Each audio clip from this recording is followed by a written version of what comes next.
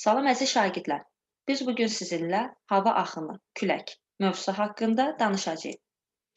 Dərsdən öyrənəcəyik. Külək nədir? Sutkalıq küləklər necə və harada yaranır? Yay və qış mussonu hansı ərazilər üçün xarakterikdir? Tayfun, qasırğa və tornado hansı ərazilərdə müşahidə olunur? Hava qızdıqca yuxarıya doğru qalxır. Həmin əraziyə ətrafdan üfüqi istiqamətdə hava daxil olur. Havanın üfüqi hərəkəti külək adlanır. Məntəqələr arasında temperatur fərqi artdıqca küləyin sürəti və gücü də yüksəlir. Müxtəlif ərazilərdə özünəməxsus xüsusiyyətlərə malik olan yerli küləklər vardır. Abşeronda xəzri və gilavar, Aranda ağyel, qarayel və s. belə küləklərdəndir. Küləklər dəniz, göl və okean sahillərində də müşahidə edilir. Gündüzlər sahil dənizdən daha isti olur. Sahil üzərindəki isti hava yuxarıya qalxır və onun yerinə su üzərindən sərin hava gəlir. Bu külək gündüz brizi adlanır. Gecələr isə əksinə, quru tez soyuyur, su isə istiliyini saxlayır. Külək qurudan dənizə doğru əsir və gecə brizi yaranır. Küləklər materik və okeanlar arasında da yaranır. Yayda materik okeandan daha isti olur.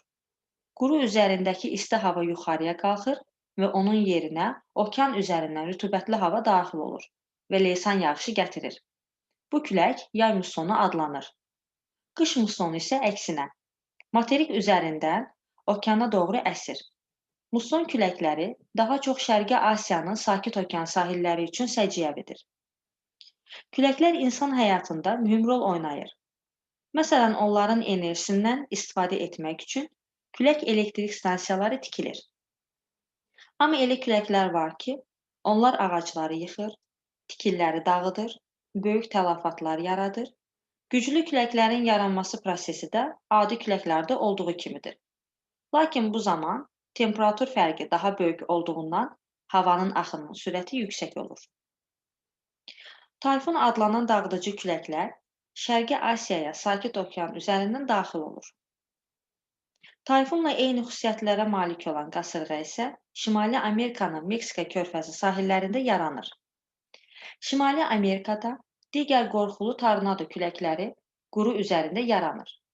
İqlim xəritələrində küləklərin əsdiyi istiqamət oxlarla göstərilir. Əziz şagirdlər, bizim sizinlə mövzumuz burada yekunlaşır. Növbəti dərslərdə görüşmək ümidi ilə.